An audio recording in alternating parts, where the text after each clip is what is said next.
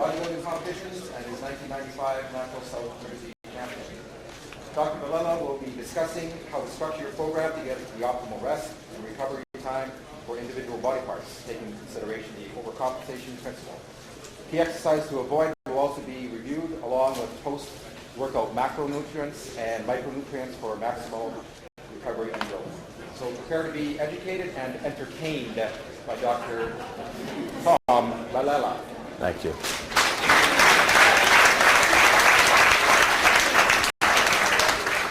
Okay, welcome to the training room. If you want to have fun, raise your hand. Raise the hand up. Raise it high. Very good. Okay, because at this time you might start to get a little fatigued if you don't stay with it. So I was asked to come here about 4 months ago by Dr. Ken, and I do have some credentials. I haven't written any books, haven't written any articles. I did one bodybuilding show in which I won, and I've trained a lot of natural bodybuilders. But I don't think that's really the reason why I was asked to come here. I believe the reason I was asked to come here is because my unique approach in which I deal with my clients and my patients and most people in general. So I brought a little video that pretty much captures the way in which I deal with people, especially in the office, which I'll share in one moment. What I'd like to do first is just hit the overhead slide, if we could, just the actual glossy. And I want to teach you 10 rules that I want you to understand, or 10 recommendations. There you go. 10 recommendations for success for today, this next hour, and the whole weekend. Number 1, breathe a little deeper. Everyone take a little oxygen in, because we're all sucking up the same oxygen up here. Number 2, lighten up, relax a little bit, sit back, smile, take it easy. Congratulate yourself for being here. There's a lot of great information. Number 3, enjoy yourself, meet some people. Again, just have fun. Number 4, take at least, I could have put a 30 up there, take at least 3 great ideas to implement tomorrow or on Monday. Take at least 3 from today, this next hour. Live out of the box. In fact, Ken had spoken this morning about getting out of the box. Improving or increasing your comfort levels, improve your knowledge to raise your own confidence to deal with clients and patients, if you're a personal trainer, the people you deal with day in and day out. Number 6, increase your energy level for higher level of learning. So in other words, make sure you're feeding your body every 2 to 3 hours, keep your blood sugar up, and make sure you're well hydrated. This way you won't start getting fatigued during the course of the day or the evening. Number 7, do not let your mind say this won't work. Because this probably already happened today. That won't work. That's not for me. You see? Don't let the negativity enter your brain. Be open to all of this. This is very important information you got to get throughout the whole day. Participate. When I say it's okay to participate. What I'd like to do is pretty much keep all the questions at the end. I'm allocating at least 10 to 15 minutes at the end for questions. But if I call on you, that means you have to answer. 9, don't be afraid to laugh. Laughter is a great thing. Number 10, and take notes. There's a great crowd. I'm seeing most people take notes throughout the day. You paid good money for this. And there's some great information. That's important. So those are the 10 recommendations I'm going to suggest to you at this point. So what I'd like to do now is show my video. And I just want you to keep in mind that this is something that we should probably all do a little bit more often. So we've got about 2 minutes. Just sit back and relax a little bit. Take a deep breath. And do whatever you feel like doing. Go ahead. Shut the lights. No, we can't shut those lights down. Go ahead.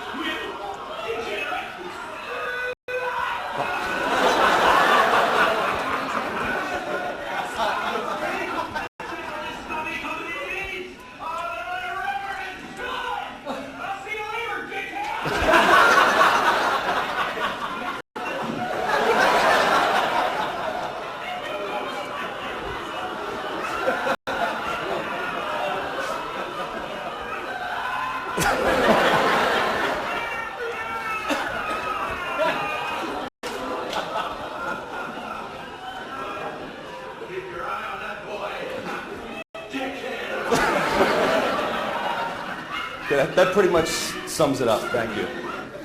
Woo! Now, do not go back to your clients on Monday using these terms, unless they really fit. Now, what we can take from that is, listen, we've got to be honest with ourselves and with our clients. If something is not working, don't continue doing it. If someone, let's say you're a personal trainer, and you know their diet's not good, you know it's not promoting muscle growth, you know it's not promoting fat loss, be honest with them. It's very, very important. So a lot of things we're going to talk about are things that I feel truly work. So I hope you just keep that in mind next time you're dealing with someone who's maybe giving you a hard time. And don't be afraid to laugh about it. Okay, the goal today, for the next 45 to 60 minutes, is really to teach you how to build quality muscle. We talk about a lot of ways to rehabilitate it, but I want to talk about how to grow muscle, how to build quality muscle mass. The three main reasons I feel that people do not build quality muscle: overtraining, undertraining, and they're undernourished. Or sometimes even a combination of all three at certain levels. They're either overtrained, they're undertrained, and certainly most of them are undernourished. So we're going to address those three considerations for the next 45 minutes.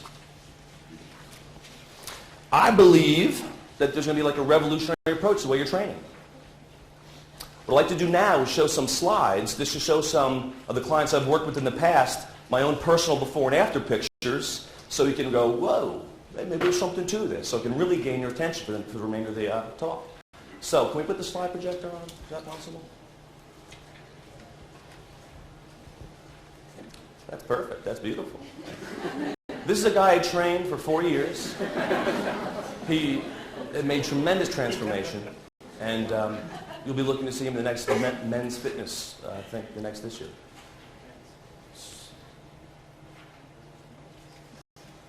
How we doing? Oh.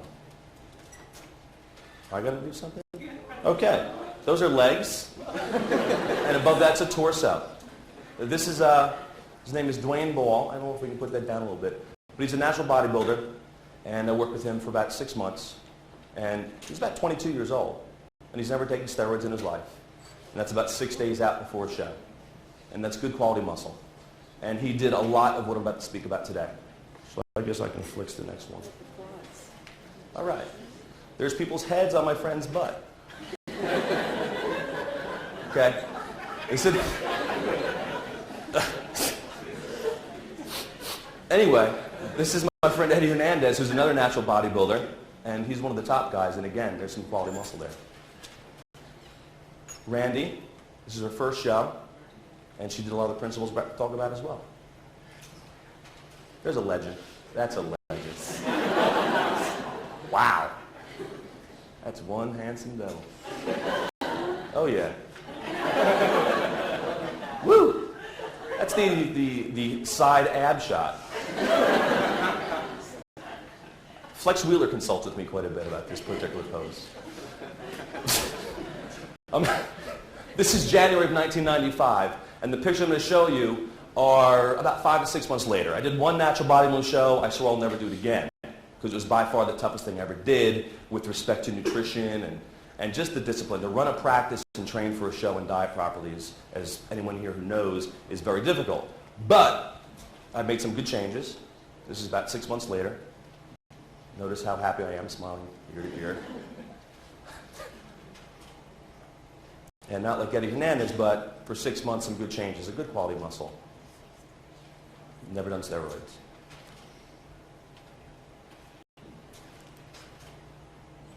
Again, people's heads. In fact, you might recognize, I worked with Bill Phillips and Sean Phillips a lot. In fact, the 1996 supplement review book. Remember he came out with the supplement review books? I did the preface for the book, and I worked a lot with the AS, and that was in that shot. Notice the outfit, okay? When you're from Jersey, you wear things like this. Okay? Spandex, shirts like this. Most people in Jersey walk around like this 12 months a year.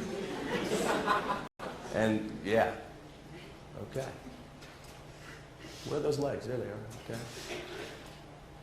Close-up shots. Okay, that's it.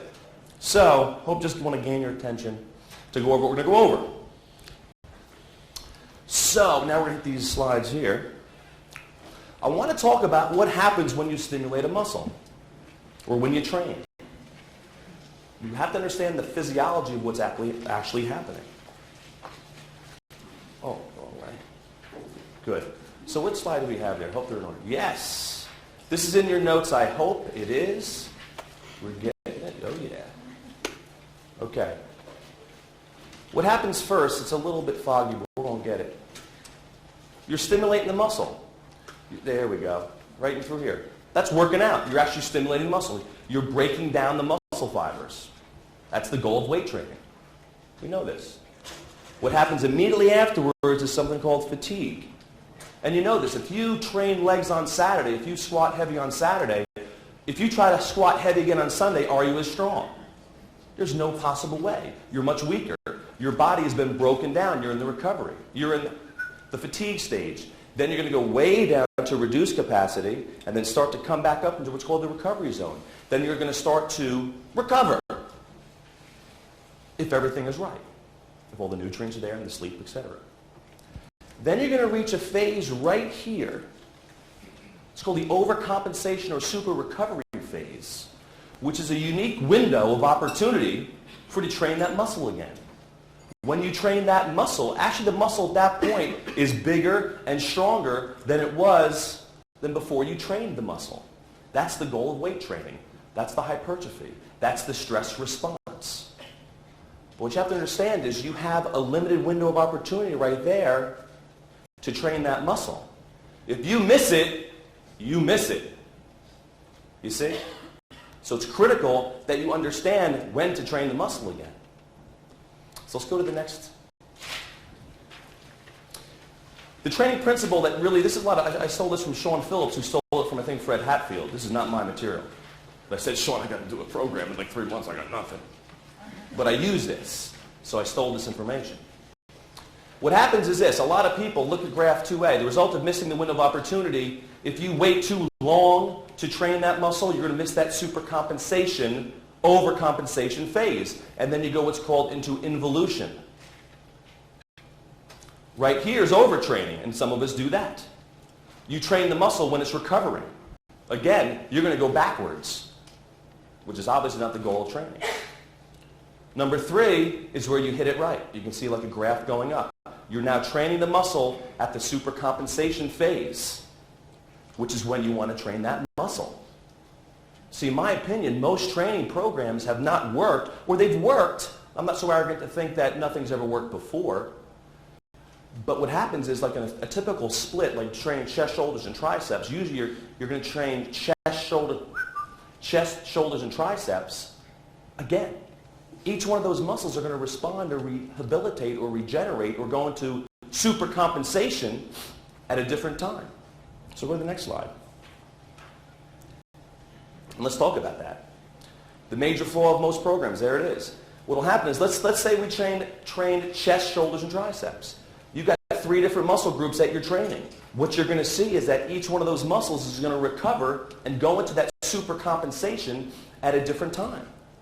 In fact, triceps will probably recover first. It's a smaller muscle group. Chest will probably be the last to recover. So a lot of us are missing that window of opportunity called the supercompensation phase and going into involution. Or some of us are just training so darn often that you're basically overtrained. So I'm going to give you some information today that's going to prevent that. Let's go to the next slide. So let's go over the goals here. There you can see it. We have stimulus, fatigue, recovery, overcompensation, and involution. We want to prevent involution. Anybody, on 1 through 5, when do you want to train again? What number? Who here says 4? Raise your hand. Who here says other than 4? Good, everyone can stay. It's at 4.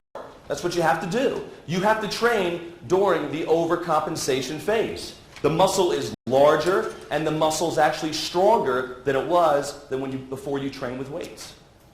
Very important. So, next slide. Back to the other slide.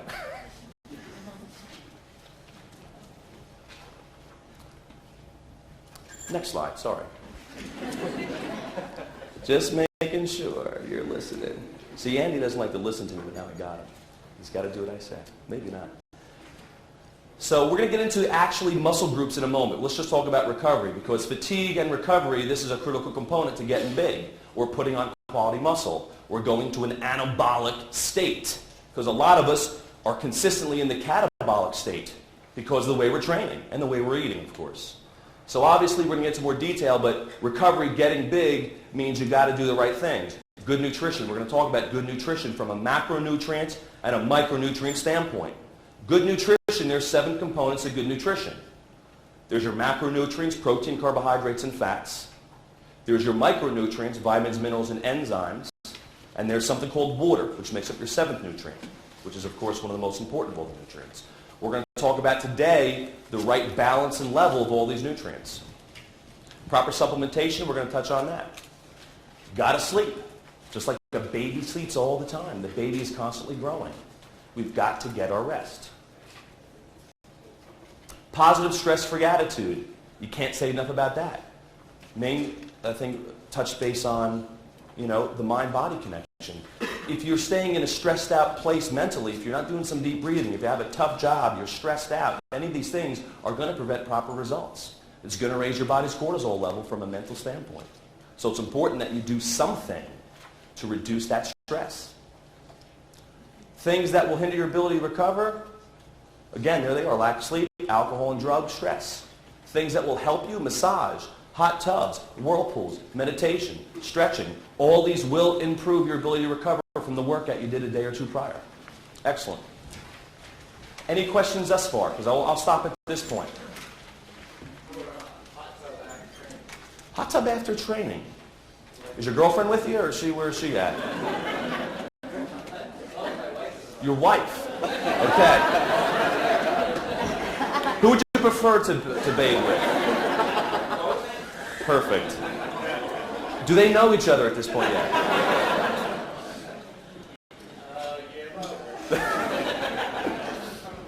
In your case, I suggest you be honest with them. Let's play the movie again.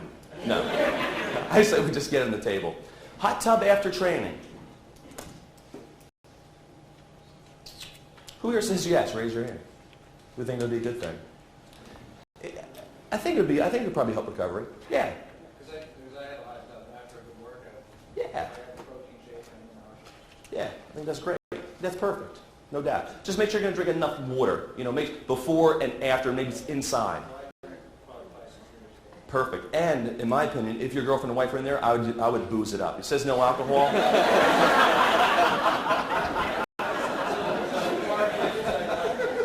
I think in your case, booze is going to help you. A lot of liquor. Would you agree with that? Okay. So now that I got you somewhat sold on variable split training, I'm going to tell you that each body part is going to rehabilitate or respond at a different pace or different frequency. Just like you can't feed a mouse and an elephant the same amount. You see, an elephant would starve on the same amount that would make a mouse real fat. Likewise, you cannot train legs every other day. You'd go into a immediate state of overtraining. If you train biceps once a week, you ain't going to get any results. So we're going to talk about these things. Let's go to arms. Arm training. My opinion, arms can and should be trained 3 times per week. But here's how you got to do it. On Monday, you're going to train with what's called low intensity. And when I use the word intensity, think more about weights or resistance. Doesn't mean that you're just whip-de-doo. You're training at a fast pace. You're getting higher reps, 8 to 12 reps, with a 1-minute rest in between. You're going to get a good pump and a good flush into the muscle. 1 exercise, 3 to 4 work sets of your biceps, and that's it. Warm them up, 3 exercises, maybe 4, and that's it for biceps. Triceps, same thing. Okay, let's go to Wednesday training. Wednesday, you're going to do biceps again. In this case, it's going to be more of a moderate weight, more of a typical type of training routine. About a 2-minute rest between sets. You really want to concentrate on your form. Maybe do some negatives at that point and maximally contract through the actual concentric portion. On Friday is your max day. You pick one exercise, you want to do 2 sets. In this case, it's going to be something like a standing barbell curl or a close grip bench press for your triceps. This utilizes something called an index of overall demand through the week. And it works. And there's a chart that's going to get into that. So Mondays, low intensity, high volume, more reps, less rest between sets. On Wednesday, more of a moderate, typical type training, maybe 2 minutes between each set. And on Friday, you're going to take 3 to 4 minutes between those 2 heavy-duty work sets. Now, just because I say high intensity on a standing barbell curl does not mean that you cheat and you throw yourself back and do all those things that they said not to do this morning. You still have to concentrate, have a good spotter. You still have to stimulate and isolate that bicep as best you can. Very important. You do the same type of training with triceps. Chest and back. Interesting. Chest and back are going to be trained on, let me get this exactly right, Mondays, Wednesdays, and Fridays, but here's how it goes. Mondays, Wednesdays, Fridays, you crazy? Listen. Chest, for the first week, chest is going to be trained on Mondays and Fridays. The second week, back will be trained on Wednesday. It'll switch. Let's do chest first so I don't confuse myself, which is very easy to do. On Mondays is going to be your intensity day. And we're going to train chest. You're going to see chest, shoulders, triceps, and biceps on Monday. Chest is going to be your high intensity day. Or Monday's your high intensity day for chest. So this is the day you're going to go all out. Once again, take a lot of rest between each set, 3 minutes or so, and use a heavier weight, maybe 5 to 6 reps. Do not sacrifice form. What exercises? I really don't care. Just don't do anything stupid. Do the exercises that are going to put on some muscle growth. That's on Monday. Monday is always a high intensity day. Why? You had Sunday off, and on Monday you'll also be training the arms with a lower intensity. So you're going to the gym that day, you have to train one body part intensely that day. So Monday and Friday, the first week, would be chest. The chest will recover by Friday. Your Friday day is a moderate, high volume, low rep day. I'm sorry, moderate, high volume, low intensity. Friday is going to be your less weight day, more volume. So on Monday, you really use some heavier weight. On Friday, not as heavy a weight. More repetitions, moderate weight.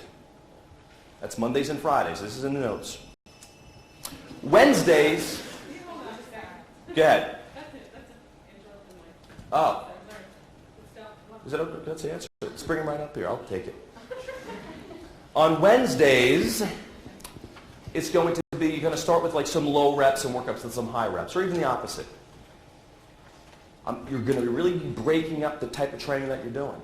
But the most important factor is that you hit that overcompensation principle. Do not wait for involution. You have to continue to catch that muscle when it's ready to be trained again. Shoulders. What about shoulders? Here's my take on shoulders. Number one, shoulders are the most overtrained muscle. It just happens. When you're doing other body parts, shoulders are stimulated. So in my opinion, we're going to work front delts. Ooh. Can you hear me all right? Front delts with your chest day. Now some may say, well, hey, I just did chest real heavy on Monday. How am I going to really press hard on shoulders, on delts? Listen, that shoulder joint is too damn fragile. Don't worry about heavy-duty pressing with your shoulders. They're going to get stimulated from the heavy benching or barbell presses or dumbbell presses, whatever you're doing. What I suggest for all shoulder exercises, I'm a big fan of dumbbell side raises and Arnold presses. 8 to 10 repetitions, really feel the muscle, and go relatively slow. Don't ballistic. You got to really stay in good posture for a good shoulder training. So in other words, if you're a little blown out from your chest workout on your front delts, don't worry about it. We're just looking to stimulate this muscle. So train anterior and middle delts on chest day. Train your rear delts, one of the most forgotten muscle groups, on back day. And for rear delts, use 10 to 15 reps, use a moderate to lighter weight, and on this particular muscle group, you've really got to feel the contraction, because it's a hard muscle group to feel. most people here, not maybe here, but most people who train have really never gotten a good stimulation on their rear delts because they haven't been in the right position, the right posture, they're using too much weight, and they're not squeezing that small muscle in the back of the shoulder. And without a good rear delt, you won't look right. And Dr. Mary was describing the gorilla guy this morning because he's never trained in rear delts or traps or rhomboids. So in other words, train your rear delts on back day. One suggestion I want to make, in fact, it's what I do, is I train my rear delts first before back. Because if I train my back first, I'm too blown out and I can't make that strong of a mind-muscle connection as I can if I do that right from the get-go. So I would suggest rear delts are trained with back and do them first. So that's my take on shoulders, unless I left anything out. That's it. Here's the beauty of this program. Who here would rather train legs than arms? Raise your hand. Okay, just a few wackos. Some young nuts. Who here would much rather train arms than legs? Raise them high. Show the world. Okay? The beauty of this program, too, is that you're training the tougher body parts once a week, which is legs. Legs are done once a week. I suggest Saturday morning, alone, by themselves, get it over with, train intensely, go home, take a jacuzzi with your girlfriend, your wife, the next door neighbor, and just relax for the rest of the day, and you have Sunday to recover from the heavy-duty leg day. How do you train legs? Intensely. What I suggest, I'm a big fan of the barbell squat, and a one-legged type leg press on the machine, going very slow up and down. I'm really into slow training. I've done a lot of Mike Mentzer type training. I don't suggest that for everybody. You see, but going slow makes a difference on the concentric and the eccentric contraction, especially when you're training legs, especially hamstrings. And calves can be done that day as well. And you'll see on the schedule, I put down calves once a week. Obviously, we all know calves can be trained more than once a week. What did Arnold say about calf training? How often can he train calves? Who knows? How often did Arnold train calves? Did them twice a day. You see? Now, if you're a bodybuilder, you might need to do them twice a day. But what I'm talking about here, I'm talking about the 99% of the population. I want 99% of the population to be able to do this workout. The 1% who's a bodybuilder, high-level power lifter, that's a whole nother story. But I'm telling you, any intermediate or advanced bodybuilder or trainer can do this program and get phenomenal results. Better than you can ever imagine. So a quick take on what a schedule might look like. Monday, there it is, chest, shoulders, triceps, and biceps. There's your heavy-duty day for chest. We're going high intensity. Intensity means heavier weight. A lot of rest between sets, maybe 3 minutes. Shoulders, there they are. You're going to train your front and your middle shoulders, your medial deltoids. I suggest like a lateral raise, 8 to 10 reps, really feel that muscle. Use good form, keep those scapulas down, and really feel that muscle. You do not need to do power shoulder training. Like I said, the joint's going to get beat up after a while. And this is just from experience. Triceps and biceps. You notice I'm going to do triceps before biceps on that day. Pick one exercise for triceps. This is the day we're doing less intensity, more volume. Same thing for biceps. Tuesday, day off. Rest and grow. Get a massage, eat, relax, meditate, do everything you need to do to keep cortisol levels down, and you can stimulate muscle growth. Wednesday, there it is. Back, shoulders, biceps. Same type of situation. What exercises do you want to do? It's up to you. Thursday, day off. There we are. Friday, chest day. So now we're going to train chest again, but this is more of a lower intensity day. We're not going to be putting a lot of weight on the bench.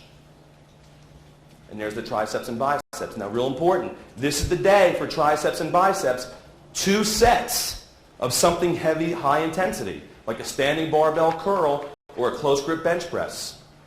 And it's nice because then you have Saturday and Sunday to recover from those exercises for those 2 body parts. Because here, how does this thing work? You have 1 day, arms, 1 day rest, arms, 1 day rest, arms, and now you have 2 days rest. So that's why I'm putting Friday for your heavy-duty arm day, to give your body 2 days rest. Any questions at this point on that stuff? How does the aerobic factor into this, or aerobic exercise factor into this? They do. I'll go over, if there's time for aerobics, I'll give my take on aerobics, if we're looking to get lean. Any questions on this? How about abs? I'll go over that later too. Could you demonstrate your interpretation of the proper lateral raise? I would. We have dumbbells here? I got blown out the supraspinatus real bit. I will, if we have like light dumbbells, I will not do heavy dumbbells. But I will at the end. Let me do it at the end. No, but does that make sense so far as involution, avoiding it, supercompensation, how to train 4 days a week, Monday, Wednesday, Friday, Saturday split, training legs, Saturday alone, and all that other good stuff. Does that make sense so far? Raise your hand. Beautiful, because I won't lose anybody. Any questions pertaining to that specifically? Are you taking into account different people's metabolic rates and also their recovery? That's already been taken into account when these studies were done. Really, Fred Hatfield and Sean Phillips did a lot of that research. Yes? What about rotator cuff? Yes. In other words, do we want to do some exercise to strengthen the rotator cuff? Absolutely. I highly recommend before doing any upper body that you're going to go ahead and do some rotator cuff strengthening exercises. How many sets for like back and chest? Good question. How many sets for back and chest? Because I gave you some information on arms. Personally, for chest and back, I do 4 to 6 sets and that's it. I pick out 2 exercises I like to do and do 2 to 3 sets. But I go kind of slow. I do like a 4-4, 4-second concentric, 4-second eccentric type contraction. But I wouldn't suggest doing 12 to 15 sets like most of us are used to doing. You don't need to. You're going to overtrain. You're going to be spending too much time in the gym, not enough time with the food and the rest in front of you. 4 to 8 sets will get the job done. How many consecutive weeks are you going with this? About 6 to 8 weeks, take a week off. Good. Is it okay if I move on? Great. Good questions. One more. What's your work schedule for vacation? You got to quit your work. I mean, you're still working? Andy, I didn't know this we would have jobs and stuff here when you hired me. I'm sorry. The question is, I'm kidding. Can you okay? What do you do about work? In other words, how do you fit this into your schedule? What if I can't do like on Saturday? I do them on Thursday or? Now you really have to quit your job.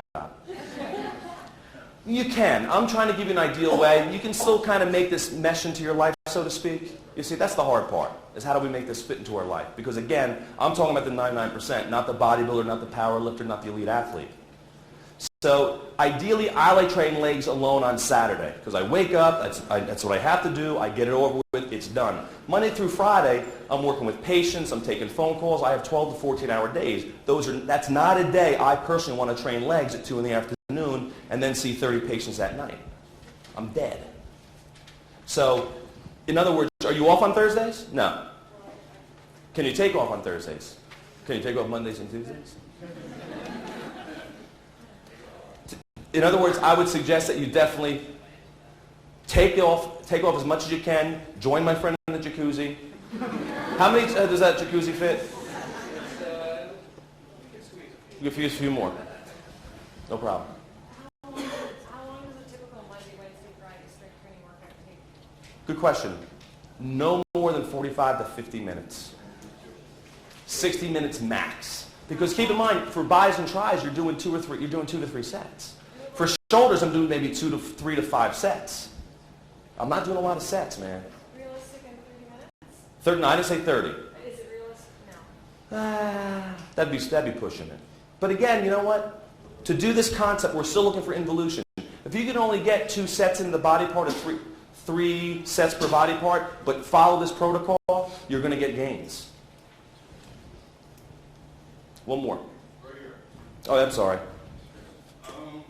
Suppose, like for me, I don't recover that quick enough to train 4 days a week. Okay. So what I do is chest, shoulders, triceps, rest, legs, rest, back, biceps. Would that work? Okay, here's the first question I'll ask someone who tells me this. Are you happy with your progress? Yes, I am. Then it works. That's what I said. In my opinion, because I've trained for 20 years, I've trained all different types, this training works best for me and the clients I work with.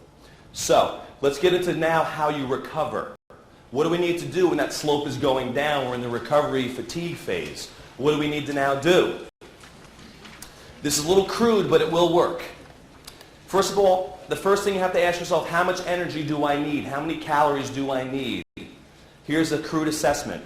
Slow metabolizer, medium metabolizer, fast metabolizer. Now, this is in your notes. I said Ken is going to be copying some more stuff. We have some more slides. Don't freak out when it's not in your notes. You're going to get them today. So in other words, if you're a 200-pound man and you're a medium metabolizer, in other words, you're not really obese, you're not like a heavy guy, and you're not a real like ruler, you're a regular, what was that, a mesomorph type looking guy? You're 15. 200 pounds times 15, you get 3,000 calories a day. That's a good estimate of how many calories you need a day. That's your 100% mark. So, what's the next one there? So here's what we do. Let's see what the next one gives more information. Let's go back to that. I'm sorry, the third one after the next one after that, Andy. No, after that one. There's got to be more. No, forward. Always forward. There we go. Okay. This will be coming. It's being copied right now. So you're 200 pounds. Give yourself a coefficient of 15 if you're normal, average, 3,000 calories per day. Now you have to determine what your goal is. So let's read this. If your goal is to lose body fat while simultaneously adding muscle, you should randomly vary your daily caloric requirement from 70 to 100% of your estimated caloric requirement, blah, blah, blah. For example, 3,000 calories, 70% of 3,000 calories is 2,100 calories. On 100% is 3,000. Here's what I suggest you do. Every other day, one day you have 3,000 calories, the next day you have 2,100 calories. Then back to 3,000, then back to 2,100. Now this is not for everybody. This could drive some people crazy. These are for people who are at another level perhaps and want to get gains and results as quick as possible. So here's how you do it. But if I left this out, I'm not going to give you all the information I feel is important for building an awesome physique. So there you have it. This is if you want to gain muscle and simultaneously take off body fat, which is most people. 3,000 calories one day, 2,100 calories the next day. Now, if you're saying to yourself, oh, I need more than 3,000 calories, you might. You might be times 17. You might. Now, if your goal is to gain muscle mass without losing any additional body fat, I recommend you randomly vary your energy intake between 100 and 125% of your estimated caloric requirement. For example, you're 180 pounds, but you're 6'1" as a man. You know you want to pack on some muscle. Well then, 180 times 15 is 2,700 calories. 125% of your estimated caloric requirement is 3,375. So once again, you're going to stagger. On Monday, maybe do the 2,700 calories. The next day, do the 3,375. Keep staggering. If you don't see that you're putting on quality muscle, you may have to increase your calories. But again, this formulation, this rule works 90% of the time. So that's how you determine your calories, then determine what you want to do with your body. Number 3, break down the profile for each meal. How many times a day do we need to eat? 5 to 6 times a day. 6 times a day is the answer, but you can still get some good gains eating 5 times. And 5 times in of itself is a challenge. Would you agree? If you agree eating 5 times a day is hard enough, raise your hand. Or raise it up. It is.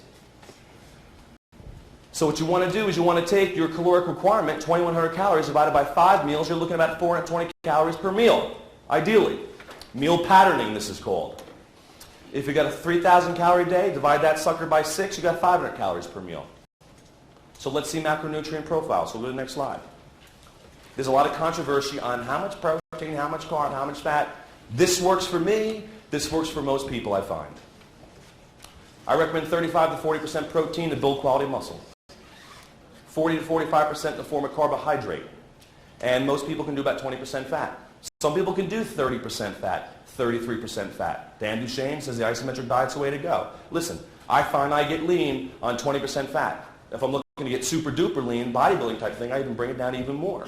But a 40-40-20 or 35-45-20 works. If you feel that would work, raise your hand. If you've ever tried this. It works. I'm telling you it works. So what do we do with this? Now let's say it's a 2,100 calorie day. Let's do a 40% protein. It's 210 grams of protein per day. It's the same amount for carbohydrate, 210 grams for carbohydrate, and 20% fat's going to come to 47 grams per day. On that 3,000 calorie program, we're looking at, let's do 35% protein that day. You see the numbers, 252, 337, and 67 grams of fat. Should we raise that last part up a little bit, Andy? Thank you. Okay, now here's the tough part. You want to do this really right, this is what you do. But don't freak out. It's all about portion control. So you want to really break down a 3,000 calorie day and divide your calories through the day, of course. You don't want to do 1,000 calories 3 times a day. But if you really want to do it right and get an unbelievable change in your physique, and get better results than ever before, you do the overcompensation principle and this principle, you meal pattern. If I need 210 grams of protein a day and I'm doing 5 meals, it comes at 42 grams per meal. What is 42 grams of protein? That is about 6 ounces of 6-ounce chicken breast. It's a normal serving. What are most of these nutrition shakes today, protein shakes today, are about 37 to 45 grams of protein per shake. It works out pretty good. 210 grams, it's 42 grams per meal.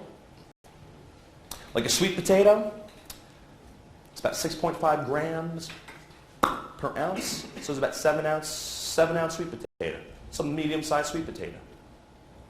If you're doing a shake, you can put maybe a little fruit in the shake because there's probably about 20-25 grams of carbohydrate in that shake. Put a little fruit in there. If you're looking to get extremely lean, you won't get extremely lean on fruit if you want to get below 6%, 7% body fat. But if you want to make your life easy, which is what I'm helping to share here, put a little fruit in there. You're going to have a nice meal. 47 grams of fat divided by 5 is 9 grams per meal. Where should fat be coming from? What sources of fat are best for muscle growth and health?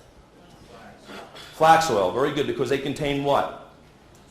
The essential fatty acids, linolenic acid, which everybody should be taking, or at least you got to do fish every day.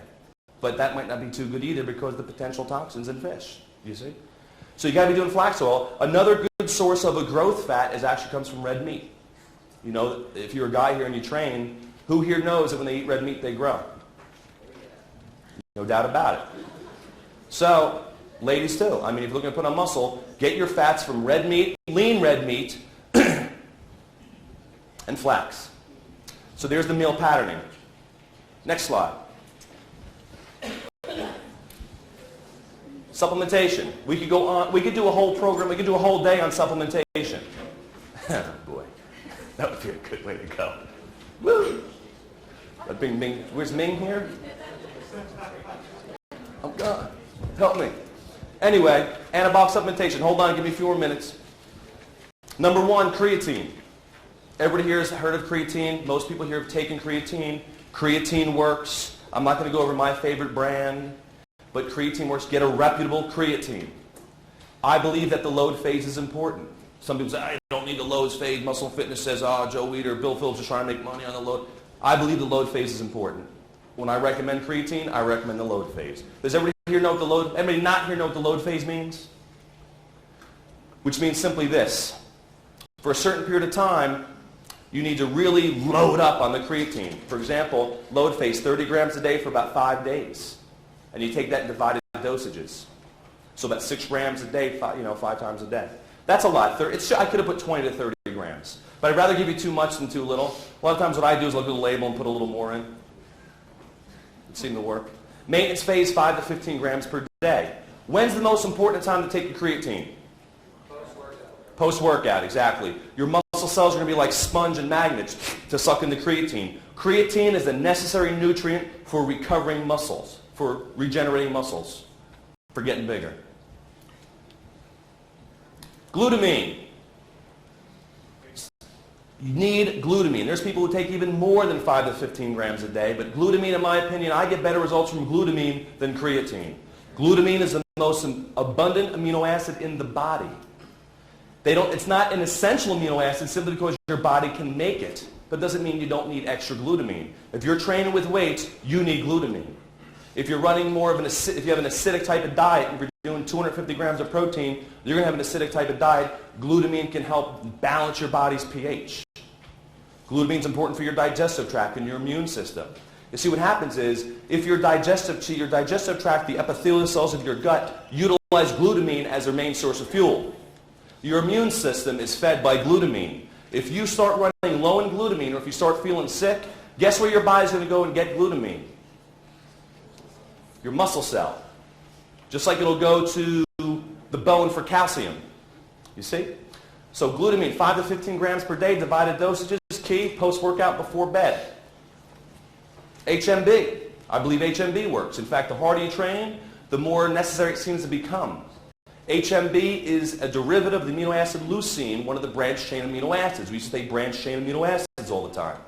This has been found that it's HMB and leucine that has the most anti-catabolic effect, which in other words, it means helps prevent you from losing too much muscle. If you're training intensely, definitely need HMB. Vitamin C. Personally, I take 5 to 6 grams of vitamin C a day, divided dosages. Helps with collagen repair and helps to prevent cortisol excess in the body. Divided doses once again. Multivitamin mineral. Can we bring it up just a little bit, Andy, toward the top of the screen? Thank you.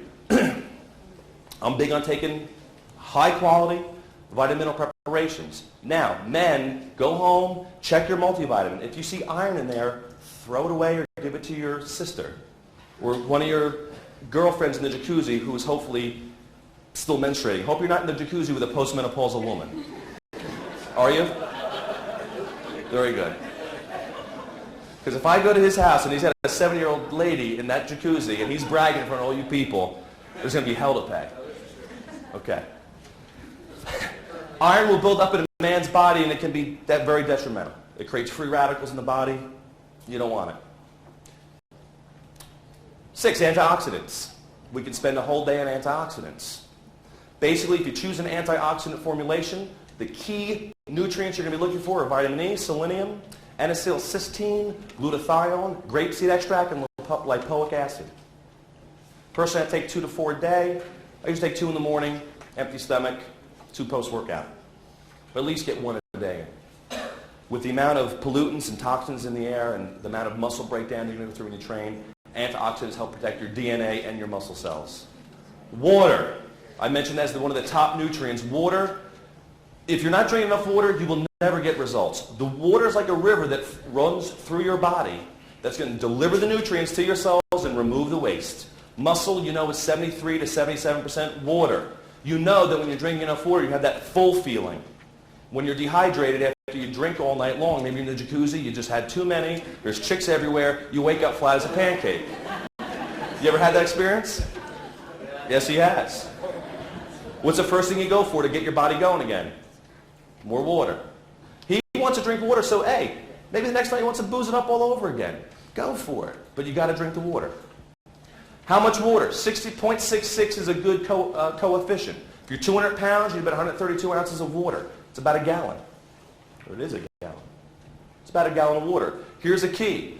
What I find very, very effective and very important, first thing in the morning, at least 24 ounces.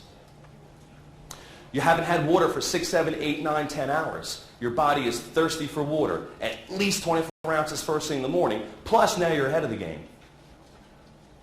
So very, very important to consume enough water. Deliver the nutrients to the cells. Extremely important. Now, let me talk about cardio or ab training, and they'll take on some questions. Here's my take on cardio. Ming said the same thing. When I do cardio, and I'm working with someone who wants to do like a bodybuilding show or get as lean as possible, I believe in more of a high-intensity training or interval-type training, which might look something like this. You walk for a minute to 2 minutes at a good pace, and then you want to increase the pace of a run or a walk or a jog or whatever for 30 seconds, relax, walk, and then keep building upon that. I'm sure some people here know the Body for Life book by Bill Phillips. He talks about interval high-intensity training. That is the best way, in my opinion, to shave off body fat and not lose precious muscle. Being on a treadmill for 45 to 60 minutes or a bike, no matter what you've learned in the past, does not do the trick. You want to bring up that metabolism to burn body fat. When is the best time to do this cardio? First thing in the morning, before or after you eat? Before you eat, empty stomach. Everybody knows that. I thought I'd never be able to do it. I'll be too hungry. It's awesome. And then you want to wait how long afterwards before you eat? About an hour. That's right. You'll still keep burning body fat through the day. It puts you right at the proper hormonal setting to burn fat. Your insulin levels are low and your glucose levels are low, so your body has no other choice but to go to your fat cells for fuel, for energy. And which has a higher octane? Carbohydrate or fats? Fats. Fats are a better fuel to burn. So first thing in the morning, drink your 24 ounces of water, wake up, get out of the jacuzzi, get in the jacuzzi, and go walking. And then do that HIIT training. I do it for 15 to 18 minutes. I hate it every morning, but I feel much better afterwards. I call it mind over mattress.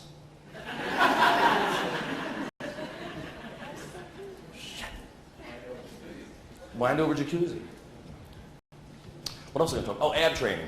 I believe abs should be trained 2 to 3 days a week. You need a day rest in between. I find that the best way to train abs is actually, you ever see on TV that ab tracker type thing? You ever see that? Well, not with the ab tracker, but like with the roller.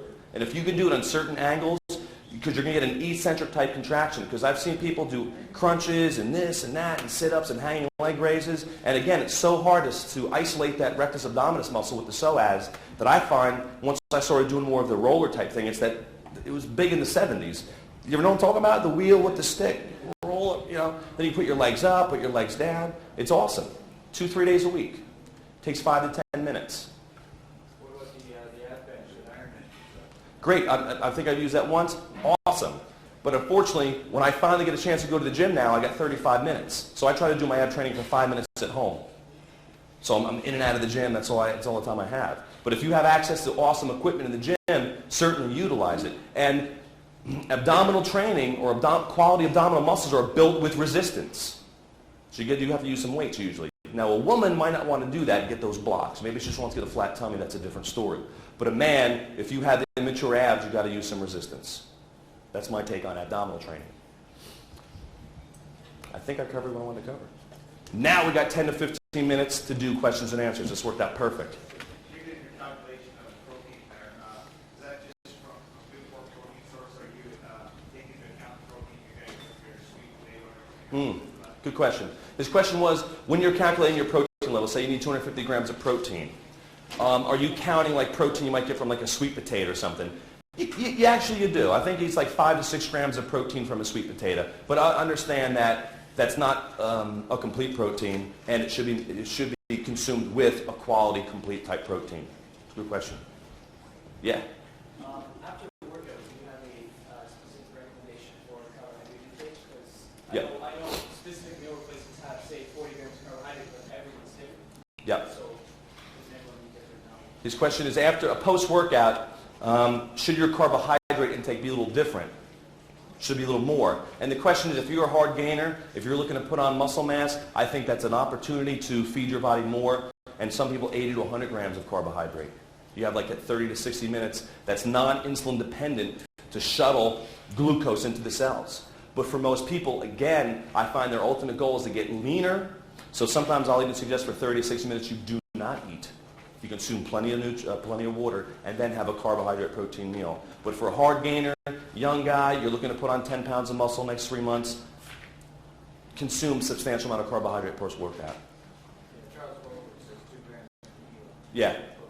Yeah, I mean, and you'll feel up and you'll know. And you'll kind of know, if you're inherently lean, you'll know you're consuming too many carbohydrates. If you're very vascular and start losing your vascularity, then you're spilling, you see.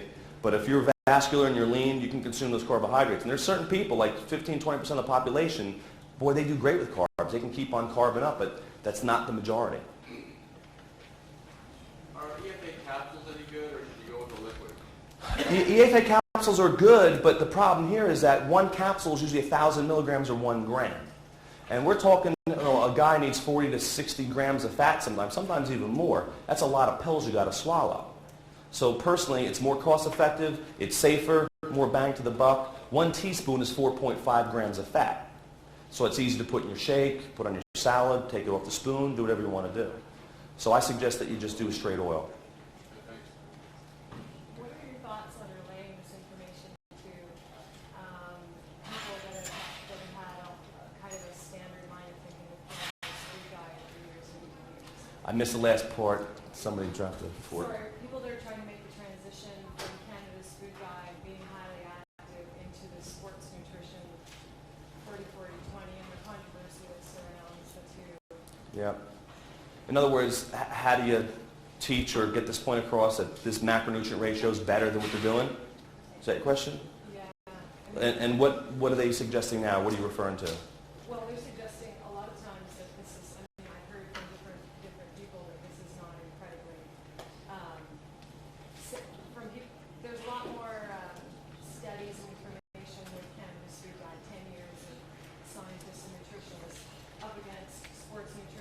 current diet works. Yeah. In other words, you're saying that this is too much protein, too much calories, this is unhealthy? They relate to like 60%, 70% Yeah. carbs. And it's like one of those things, once they build a model, they build something they don't like to say, oh, it was wrong. Listen, I'm going by anecdotal and personal experience. I charted my calories for a year and a half. Prior to my bodybuilding show, for a year and a half, I charted every calorie and did like test body comps on myself, and it was like a human guinea pig, and then started doing it with other clients. And this is what I found that worked every time. I'm not a research guy. You know, there's a lot of great research. I don't have the time, or it's not even fun for me to go on the internet and look at this stuff. I just say, listen, this is what I'm reading. You know, I've got a lot of information from Sean and Bill Phillips and from other experts, and I said, well, this makes sense. And you see the transformations in these people. How do you relay this message to that group? Perhaps get them here, send them a Swiss pamphlet, sick Ken on, or just say, listen, like here's before and after pictures, like this is what's working. You know, it's like these old school medical doctors and registered dietitians, they're just stubborn people, and what's happening is they don't even realize that we're blowing by them. They're sitting in the slow lane going, look at this paper I'm reading. They're wrong, and you're blowing by them in the fast lane. Let them just sit there at the side of the road and keep reading. They'll get it. They'll have no choice. You see? How do you feel about cyclic ketogenic diets? Say that again. How do you feel about cyclic ketogenic diets? I would feel a lot better if I could pronounce it. Cyclic ketogenic diets. In other words, a lot of protein, a lot of fat for periods of time. That's protein, weekdays, carbs. Yeah. I've heard people say it works like a charm. They fill up, they get stronger, then they get lean. It probably works, but I couldn't do it. You know, I'm too busy. You know, if you've done it, you look great. It probably works. And there's some individual people who have that system that do much better on fat and protein from a ketogenic than a glucogenic standpoint, cellularly, to burning it and making muscle, etc. You see? It's a little bit on the scope of what we're talking about here, but I think it can work. But I think this will work for the 90% of the people we want to get to. You can go back if you're a personal trainer and say, listen, hey, this stuff works. I saw those guys before and after pictures. This makes sense. I'll try it yourself first. And then for 90% of the people, this is going to be the shoe that fits. For some elite people, that could work like a charm. Is there a limited amount of protein your body can digest? Again, another controversial thing. Is there a limited amount of protein that your body can digest at once? Yes, there is. What is that limit?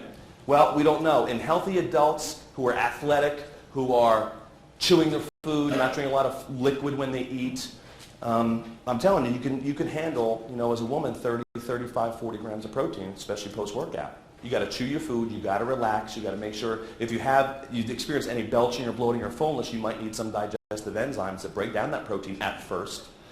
But your body should and will accommodate. If it doesn't, then you have to seek out what's wrong. But again, what about the studies on rats? So you can only do 60 grams of protein per day. It's garbage. It's, you know, if you read some of Robert Crayon's work, The Carnitine Miracle, he's a pioneer in the research, and he just totally says, listen, it's hogwash. I don't believe it. I believe in results. That's what I believe in. Good.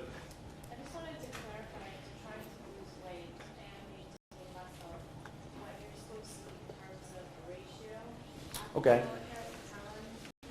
Question was, if you want to lose fat and stimulate muscle growth simultaneously, how much should you eat, right? Or what's the ratio? Well, I do 100%, 70% program. Find out your caloric requirement by using that coefficient, 12, 15, 17, and then do a flip-flop. If you're a 100-pound woman and, you know, you're fast metabolizer, that's 1,700 calories.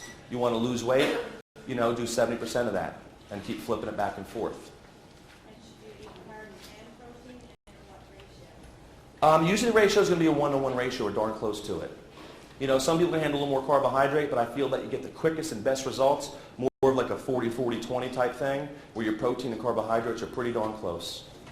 Don't be too anal or too strict with this too. Like sometimes you want to have a cheat meal or a cheat day, and Sunday's a good day to do it. Like your free day, you're not training, you have your cheat meal and then go food shopping. So this way you're not freaking out and craving all the stuff and putting stupid things in your cart. You see? But one day a week, you know, 1 or 2 meals, have a cheat day. You see? I think that's important.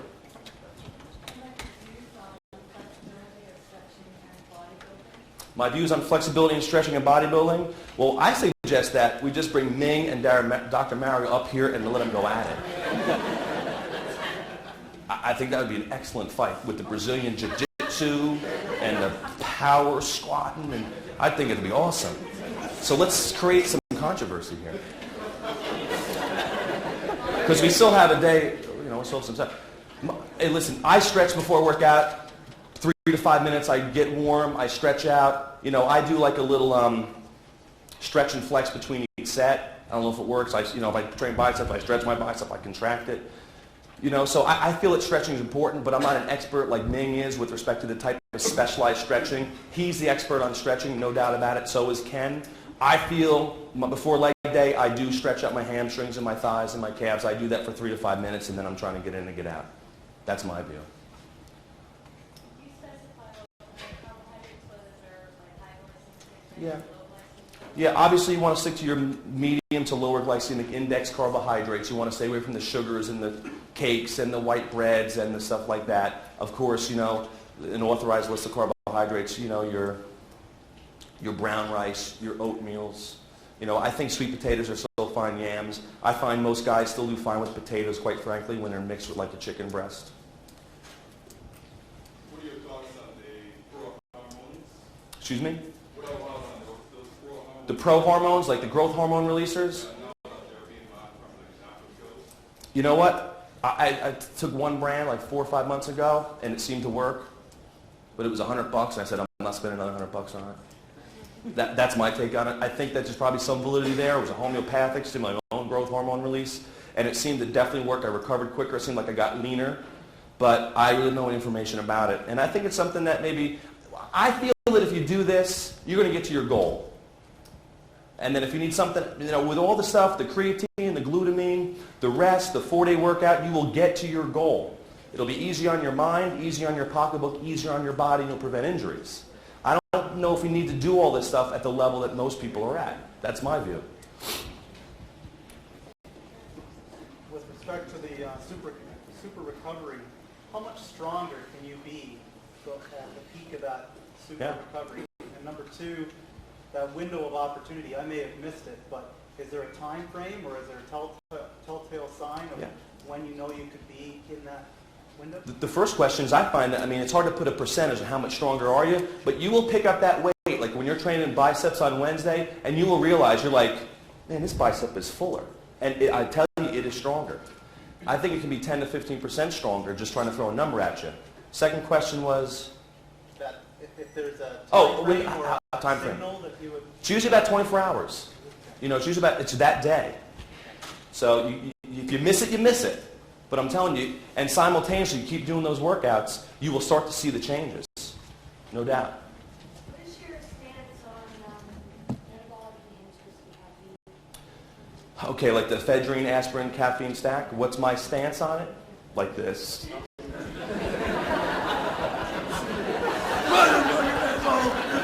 Where you been all damn day? That's my stance on it. I can't do it no more. My girlfriend said she's definitely going to leave me. I'm burnt, baby. I'm fried. Now, my stance on its effectiveness or its safety? Effectiveness, it works. Would you agree? Does Caspirin, does it work? Woo! It works. The workouts are phenomenal, and you get lean. The safety, it's really not that safe. Men have to be careful with the prostate. You'll burn your adrenal glands out. It's not that safe. You can wreck some relationships along the way. And again, you can get to, I'm telling you, 7-8% body fat doing that. See, what happens is you start to remove that stuff. Then, see, what I found was when I was using that stuff a lot, then I couldn't go to the gym without it. I needed it. It's like a drug, you see? It is a drug. It's having a drug-like effect on your metabolism. And it really, really, really works. But it's a game you can't win long term. Because what's our goal? Lean, healthy body. Not too many people are going to get up on stage. If you want to get up on stage or win a powerlifting show, you might need it. But in my opinion, it's not a road you want to travel down. You've got a client that's been doing that for a long time. Is there tapering off or is it just... Yeah. Well, you got to go cold turkey. They expect a lag in their metabolism when they... Yeah, that's the time they don't train for 7 to 10 days. They rest. They do some power walking. If they still want to go to the gym, have them do calves or something. So listen, take 7 days off. Relax. He's got room in his jacuzzi. He'll see her. You got room? No, full He's full now. Find a young stud with a jacuzzi and just relax. A lot of vitamin C, pantothenic acid, maybe some adrenal support. Take it easy. What about some of the supplements they talk about cyclocreatine, things like that? Yeah, do you need the cyclocreatine? I feel you don't need the cyclocreatine. If you want to stay on creatine, as long as you want to stay strong and stay big. My cycle is when I get too lazy to take it. No, glutamine. If you're training, I take glutamine. If you're training, take glutamine. Period. I think everyone should take glutamine. I love glutamine.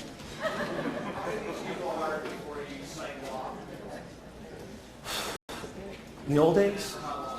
How many weeks do I go hard before I cycle off? 6 to 8. And I do believe you need at least 5 days off, straight, nothing, and then go back again. At least 5 days. That's really critical. 2 more questions. The window for your legs, you do your legs once a week, get super growth. So be that long. And the question is, So if I've got out that's competing in an event that doesn't need his legs for anaerobic activity, I'm going to train a week before and do his legs long. this is based on, I'm probably going to answer your question, this is based on maximum recovery time to grow as much muscle as you can in that leg. Now, if you're doing other stuff like triathlons and running, No, it's a short duration, but I want to get, so if they do a heavy leg day on Saturday, and they're competing the following Saturday, where their legs be peaked. what type of competing? Oh, like a... A short duration, 2-minute, high-intensity pulls. Yeah, I would say it would work, but I wouldn't go ballistic that Saturday prior. I would do light to moderate. I would just get a little bit of stimulation and rest real well the next, 6 days afterwards. You see, and quite frankly, I'm going to tell you straight up, calves can and should be trained more frequently, and some people will find that they need to stimulate hamstrings a little quicker than within 6 to 7 days. But to make your life easy, and that's part of this program, just blast those hamstrings out with legs, with thighs, and sometimes do the hamstrings first. You see? It's important. One more question. How did your program apply to a endurance athlete, like a triathlete or a marathon runner? Yeah, how does this program apply to a triathlete or marathon runner? I have no idea. Because I've never worked with them, and I think they would have a hard time perhaps doing this. This would be probably too intense for them. That's my gut feeling. Yeah. Give yourselves a round of applause. You guys are awesome.